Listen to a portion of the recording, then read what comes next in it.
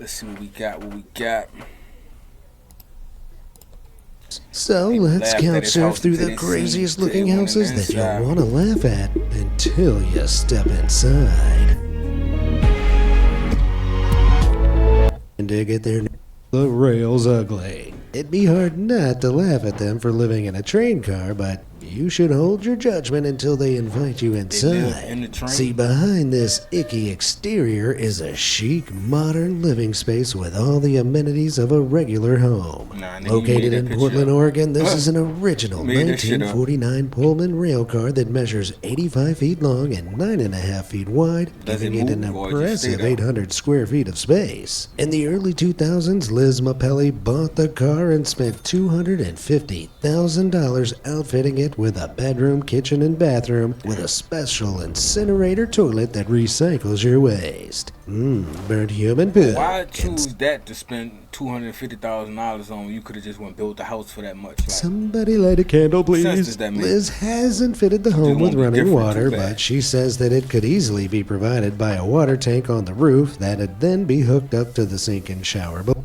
And it also comes with some unique perks. For starters, you're guaranteed to never get robbed again by giving your house the most effective defense system yet, the masterful disguise of a horrible graffiti-covered train. Alongside its clever camouflage, you also don't have to pay property tax on the train house as it's technically classified as rolling stock, not real estate. The only that makes sense. caveat That's is that smart despite business-wise. owning the rail car, you will see the need to vision, I rent a see it. track for it to sit on, which can cost anywhere between $200 to $1,000 per month. But you can legally use a locomotive to tow the train wherever you want and freely travel across the states, making it one of the largest and So that bitch coziest do still mobile move. homes in the That's world. fire. Back in 2012, Liz listed the home for sale for $89,000. But it's unclear whether anybody bought it. Still, in my opinion, for a portable put train over house that's essentially $250,000 burglar-proof, in it and that's a sold it for bargain. $89, If that's you're a on the loss. fence about buying the home, why not have a Loss I test wouldn't drive wanna in a take. train hotel? Situated in Glacier National Park, Montana, is an abandoned train wagon dating back to World War II. But the GN X215 caboose has been totally refurbished with 3 bedrooms that can sleep up to 6 people. It also boasts a fully equipped kitchen, and one of the rooms has a fireplace so you can shovel coal and live out your wildest train driver fantasies. Available for $170 a night, you can spend an evening with 5 friends in this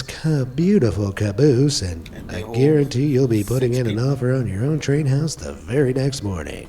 After all, abandoned vehicles are the perfect renovation project. With some time, money, and a little elbow grease, it isn't hard. Trains, on the other hand, kind of a different story. An old dilapidated plane stranded in the middle of the woods in Oregon how they might did sound this. like the perfect setting for a horror movie, but when you approach Facts. this clearing in How Hillsborough, stable is that? you Look at aren't what it's met by sitting a on. zombie horde or a mass killer. Instead, you'll find the aircraft's friendly owner, Bruce Campbell, who has been He look living like in he it played for in a over couple 20 movies. years. Campbell is a retired engineer who bought the Boeing 727 when it retired from service in 1999 and had it flown to Oregon from Greece. Little did the plane know that was the last flight of its life, as it would soon start anew as a fully functioning home. The plane itself is 1,066 square feet, weighs about 70,000 pounds, and cost Bruce a hefty $100,000 to purchase. But 2 years and an additional $120,000 later, Bruce had fitted the interior with a $220,000? working shower, a fridge, and a private bedroom with a futon. The Nah, home that is shit pretty trash. cozy, and the only Had downside is that it has no $220,000 central when did heating something and about a game. very weak phone service. That's But trash. Bruce's solutions are as practical as he is, as he fends off the cold with a heated blanket and finds small amounts of signal by pushing his phone up against You the ain't put window no, whenever he makes a call. installation in that bitch or Should he something have at on least. airplane mode anyway? If you ever find yourself in Hillsborough, you should pay Bruce a visit because he welcomes guests all year round and regularly lets them sit in the cockpit and play with the plane's controls. That's awesome. Heated, Bruce's place isn't your only shot at sleeping in an airplane abode. In Costa Rica's Manuel Antonio jungle sits another converted Boeing 727 that looks like it's crash landed into the canopy.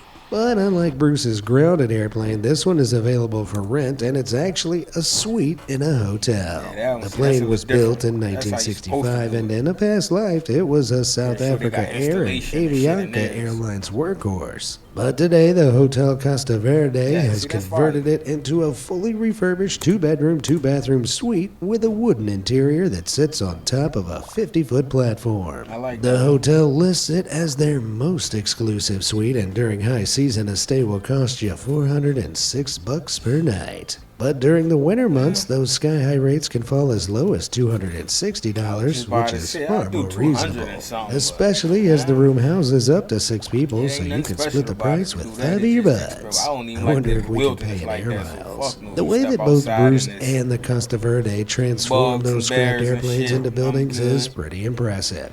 Give me a regular hotel, gang. I'm good. Real talk. Could you use up to $800? Find it at BioLife. All right, can Up we to go? $800 is waiting for you.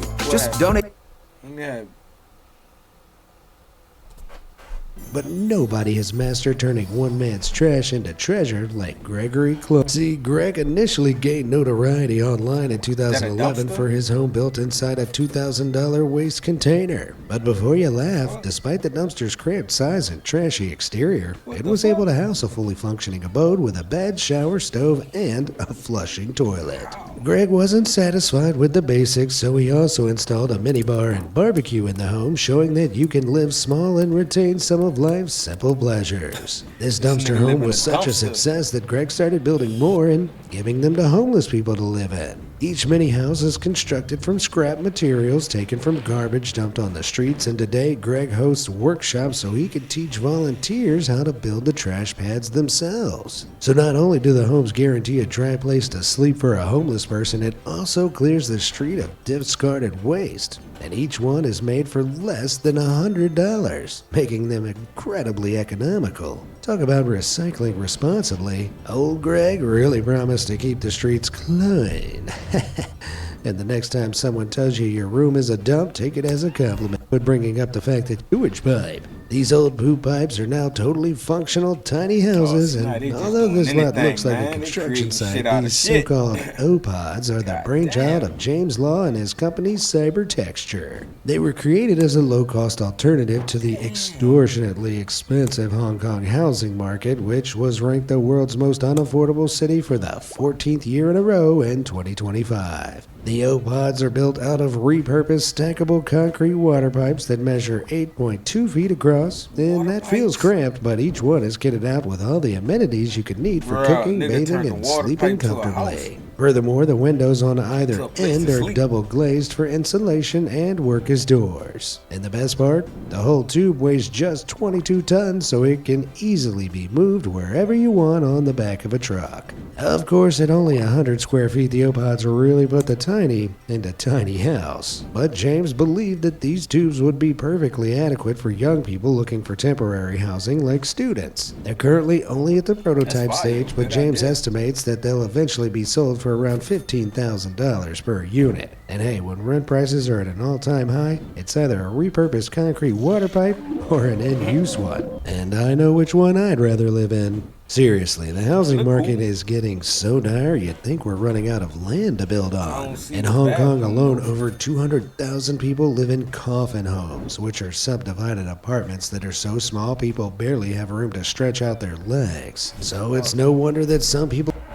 This terrifying property is Spitbank Fort, a military fortification built on England's south coast in 1867 to protect the country from invasion. It was used polishing its coastal potential. In 2009, it was sold for over $1.2 million to British entrepreneur Mike Clare, who remodeled it into a luxury hotel. From a distance, the structure still doesn't look very homely, and if you booked a stay there, I'm sure you'd get Gotta pretty take a boat worried to about get your to your house decision every as day. you approached. But once you head inside, you'll find that its 33,000 square feet of space is now filled with 9 en-suite bedrooms, a spa, and a luxury restaurant. front. This is definitely the most glamorous military fort ever. But unfortunately, the hotel permanently closed during the pandemic, and in early 2025, Mike Claire was forced to sell it for around $1.4 million. Still, Spitbank has inspired other property developers, and in 2018, the Hale Sands Fort was listed for sale on a British real estate website, Rightmove. Hilariously, it was listed as a detached home. Yeah, I'd imagine so, considering it's in the middle of the sea. After being built on England's west coast in 1919, the fort was also abandoned in 56. But in 2018, an anonymous buyer purchased it for $148,000, no doubt intending to model it after Spitbank and give the rusty old fort an international makeover. If these seafaring citadels have proven anything, So it's after that the first nigga had hooked it up and they forced him to sell it, it just went back to like rotten shit like that. Like, damn, that's fucked up. And it is full of old structures that can be renovated, and people can really turn anything into a comfortable home. Like these soup cans. Just kidding, these are actually grain silos. Then back in 2024, Sydney O'Neill from Alabama went viral on TikTok after showing off her parents' agricultural abode.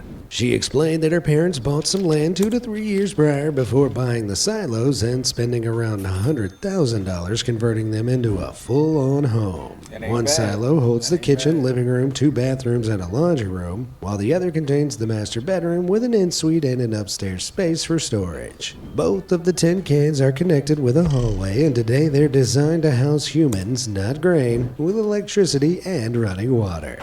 They're also totally insulated because technically each silo house is made up of 2 silos that are stacked together like nesting dolls, with spray foam insulation filling the space between them. That way the houses stay completely warm, but the exterior and interior retain the silo's characteristic metallic look. Olvida todo lo que sabías sobre los juegos de guerra. El juego de acción a gran escala War Thunder te traerá una tormenta de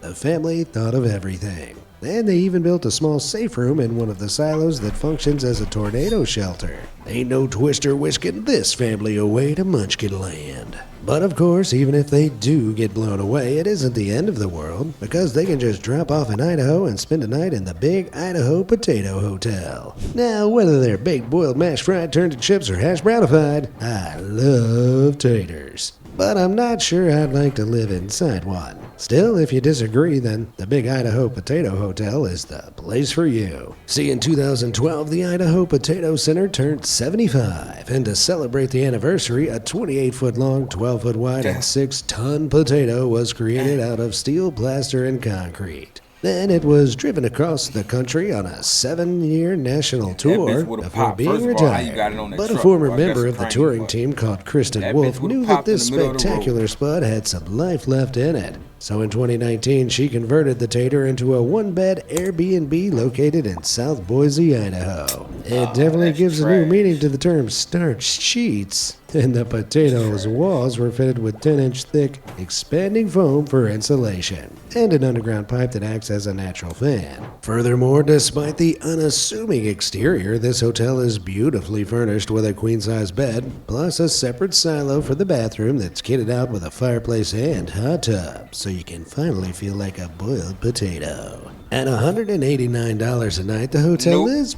and hang out with their best. Sputnik, the wacky tiny house trend, gets much more high-tech than Potato Tales, and this next pad is more at home on the moon than a farm. If you woke up in this structure, you'd be forgiven for thinking that you just crash-landed on another planet, but it actually sits on the banks of Washington's Columbia River, and it's really a home that's an exact replica of the Apollo lunar lander that reached the moon in 1969. So they say. Built by a naval architect called Kurt Hughes over the course of 4 years, the Earthbound lunar lander was his response to the tiny house trend with an interstellar twist. He had 30 years of experience designing small and 50 kitchen. He even placed the bedroom in a section at the bottom of the lander that's accessible via a staircase, allowing you to lie down and look up at the giant skylight above. This dome window is also fitted with a planetarium that allows you to feel like you're really flying through space. In fact, the entire whole thing is interior trash, has and the been best thing they designed got to is you look can live like up a at the real stall. lunar You can do lander that for in the house. maximum Not in the house, authenticity, you can do down that to in the the house, anti-gravity but it's- pads on the ceiling. stargazer But thing this up there. petite probe doesn't just look cool, it's also super economical. An energy-efficient heat pump keeps the structure toasty, and Kurt stated that he never has to pay more than $25 for electricity per month. Wow, that might be the most incredible feature. This is one small step for man, one giant leap for tiny house kind. Now let's roll back from 1967 to 1945 as we check out a house that was inspired by the end of World War II. After the war, the Netherlands were struggling to rebuild, and they knew that they needed a lot of new houses to restore their cities and keep up with the rising population from the post-war baby boom.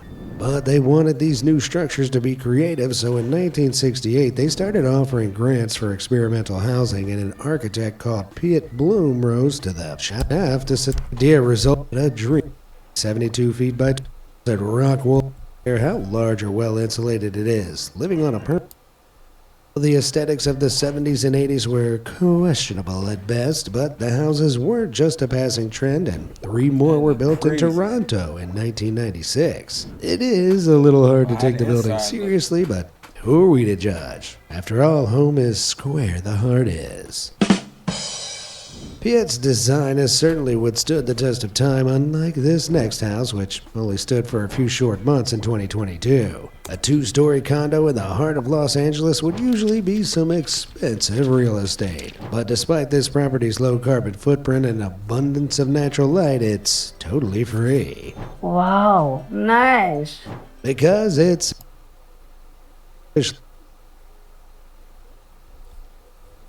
I got Lydia outside. We're gonna do some recording while I finish up my yard work. Lipstick and eyelashes. That shit sound horrible. She sound horrible. Get her the fuck out of here. Officially called a schoolie. Sick, brah. But Rachel designed the entire interior herself, and Sam built it all by hand. So the bus is a totally original creation, and during the build, Rachel actually gave birth to their second son, Bodie, inside the mobile home. Imagine telling the bus's old driver that the vehicle would one day be used as a delivery room. Incredibly, Bodie's birth certificate. The plan worked, but unfortunately, there's no better option than a secret panic room inside your basement. TikToker Aurora Blazing Star's beautiful is to live in. The family has been there for 4 years, but in 2024, a creepy hit wall and a metal door that locked from the outside, and it contained a working light switch, stained floors, and a drain. Nigga say stained floors. Had sinister reasons for constructing the space, but when the couple scanned the room with a blacklight, they didn't find any suspicious stains, and when the cops arrived, they said they couldn't find any evidence of crime. So Aurora currently believes that the room was probably a panic room or a gun safe, but that doesn't explain why it locks from the outside. And if I was them, I'd probably consider moving. Still, not all secret rooms are so creepy, and some homeowners have built their own hidden spaces that can turn a bog-standard house into something spectacular. This TikToker turned their entire basement into a panic room by hiding the entrance under their kitchen island. Similarly, other TikTokers have gone viral for displaying their home's hidden cinemas, secret bars, and reading nooks that they've constructed under beds, beneath secret hatches, and of course, behind bookcases. This classic bookcase passage has been likened to the Batcave due to the fireman's pole that leads to an extensive tunnel network that you can use to escape to the outside world. This specific secret passage was created by Murphy Door, a company that will install a custom bookcase door into your home with prices that start at $2,000 and go up to $19,000 if you want the passage to be armored. Honestly, I'd probably use my panic rooms. Can also be used to protect your most prized possessions from would-be thieves. Ben McMills. At first glance, it looks like it probably contains a dusty old parlor and a collection of creepy haunted dolls. For 4 cars. See, initially the entire house was divided into several apartments that the McMills rented out, but they knew that they could make the property much more valuable if it had space for parking. The brothers already ran their own construction company, so they probably could have installed a garage themselves, but there was a hitch. The city of San Francisco mandated that the front facades of the historical home had to be preserved, so the brothers couldn't just throw on any old look. You might think that this home is incredibly unique, but Nice, across the y'all. world in Ponsonby, that's adorably dog-themed. The B&B doesn't have a bathroom, but if you need to relieve yourself, you can just channel your inner Children dog and who use like the dogs giant and fire like hydrant snakes. outhouse nearby. Unfortunately, in 2024, the Conklins announced their retirement, and with that, the club.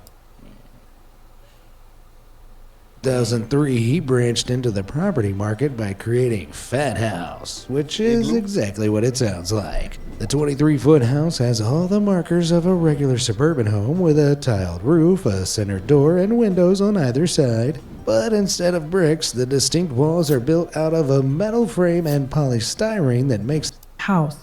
Yes. Hey, it kinda looks like me. See, the Fat House is actually an art piece.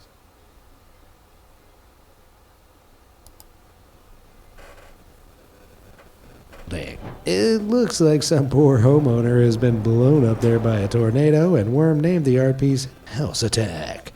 Man, I know I'd have a house attack if I looked up and saw that thing teetering over me.